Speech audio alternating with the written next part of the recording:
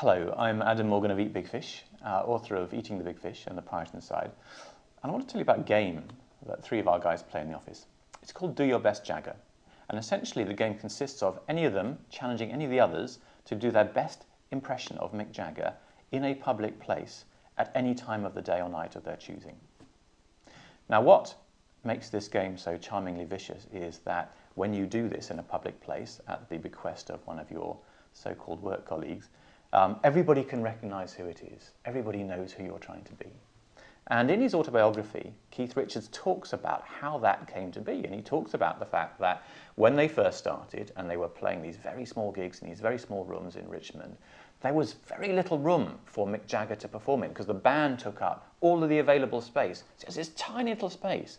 So he has to take that apparent constraint of a very limited space and really make something of it. So he develops these very exaggerated theatrical gestures to compensate for the very limited space that he has. Out of that apparent constraint, he innovates an utterly unique, slightly theatrical, very engaging, completely distinctive style.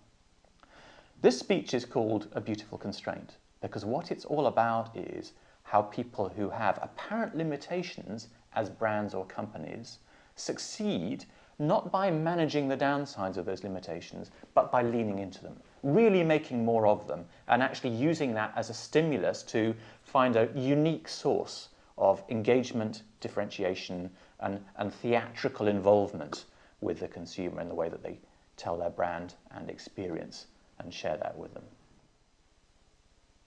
It's an important topic for us because almost by definition, most of us are not the market leader. We don't have those scaled efficiencies of manufacturing. We don't have those huge R&D resources. We don't have those big insight departments. We don't have the endless distribution. We don't have that big innovation pipeline. We are constrained in some way, and whether we choose to see those constraints as enabling or disabling will, to a large degree, define the velocity of our success over the next 5 to 10 years. So the speech falls into 4 key areas. It starts off by looking at what the nature of those constraints is. And while we're all familiar, of course, with quite a lot of the work that's been done into talking about our individual, personal, perceptual constraints, the very famous experiment of the gorilla with the basketball, I'm not going to spend too much time on that because that stuff is very well known. I'm going to talk really about the notion of path dependence. And path dependence is something taken from the social sciences, which really looks at how it is that we become kind of rutted in our decision-making behaviour and why the path that has become our habitual way of talking to the same people, using the same kinds of resources, leaning on the same kind of decision-making tools to get us where we are now, is not going to be the path that we need to forge in this bright new future where the world is changing so rapidly. And it looks at why organisations become path dependent, what the key sources of those path dependence are, and starts to note that actually the path dependent between different areas of the same company is very often the thing that prevents either of those areas breaking out. So for instance, if you are a brewer and you want to actually break your path dependence in media choice, you say, I'm not going to do TV all the time, I'm just going to do digital. That's a problem because every year you have a big annual presentation to all your distributors, and what the distributors want to see is the TV ad because they're a bunch of 55-year-old guys and what they know is TV. One area of path dependence defines the other within the organisation. So it sets this up as an apparently impenetrable problem, but then moves into the second stage of the speech, which is the notion of propelling questions. And what propelling questions are about is a question that is posed by a senior figure in the organisation that forces the organisation to leave that path dependence. So it looks at a number of different kinds of propelling question. Let me give you an example, because IKEA is a really good example of this. So for instance, one of the things that IKEA do is they frame a question when they're asking it in a way that makes it impossible to answer. So they say to us, okay, we want us as a group to design a table that can be made and sold for €5. Now that's a very hard thing to do. Nobody's ever made a table that can be sold for €5 before. So I'm not going to be able to follow the kind of design principles I've followed so far. The organisation isn't. I'm not going to be able to work on my own. I don't have that understanding and capability on my own. I'm going to have to work with different parts of the organisation, supply chain, sourcing. Those people are going to be very important to me. I'm going to have to look outside the organisation for new kinds of learning about new kinds of material, latest bamboos or latest synthetics or whatever it happens to be. Framing the question in a way that makes it impossible to answer forces me to change the way that I answer it. The second kind of propelling question is very often not the way you frame the question at the beginning, but actually what you choose to measure at the end. By fundamentally changing what you measure in terms of success, you can again move the organisation from its path dependence. So O2, of course, a very famous example of this.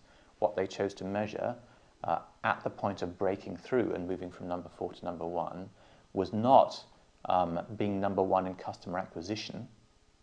It was moving from that, the CEO said, to being number 1 in customer satisfaction. So that demands you to focus not on acquisition but on retention. It forces you to completely re-engineer all your processes, all your mindsets, everything you do. In doing so, they very successfully and famously moved from number 4 to number 1.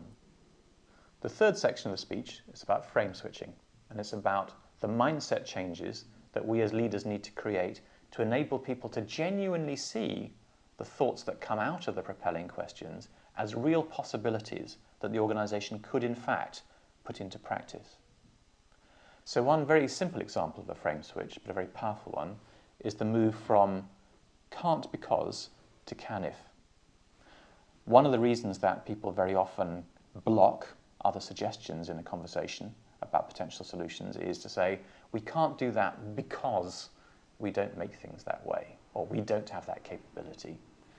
Not allowing can't because, but only allowing the conversation we can if, completely changes the conversation, because what you're looking for is a way of making it happen rather than the reason why you can't.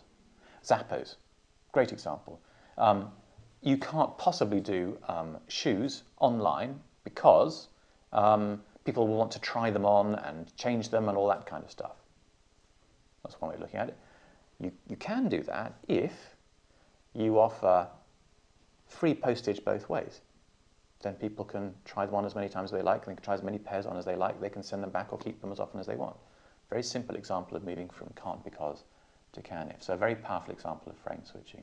Second example of frame switching for us to consider is moving from how do we research this to how do we find our confidence in this, which is much more about moving from old models of research and testing to much newer models of live learning, experimentation in the marketplace, all those things that we know and like and see about brands around us, but find historically very difficult to put into practice in our own companies.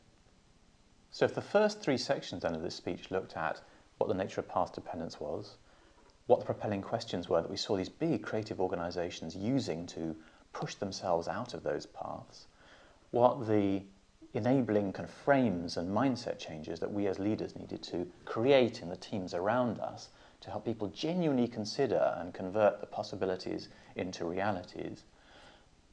The next and final piece of the speech looks at what the role for us as leaders is. And it's going to talk about the notion of stubborn adaptiveness, how personal stubbornness is actually, as we all know, an inherent part of any innovative process genuinely coming to reality and coming to the market. But it needs to be tempered by adaptiveness. And those two, as bedfellows, are things that often sit very uncomfortably within the same person. People are good at being one rather than the other, but we need to learn to develop and balance those two elements within us as individuals and within us as organizations.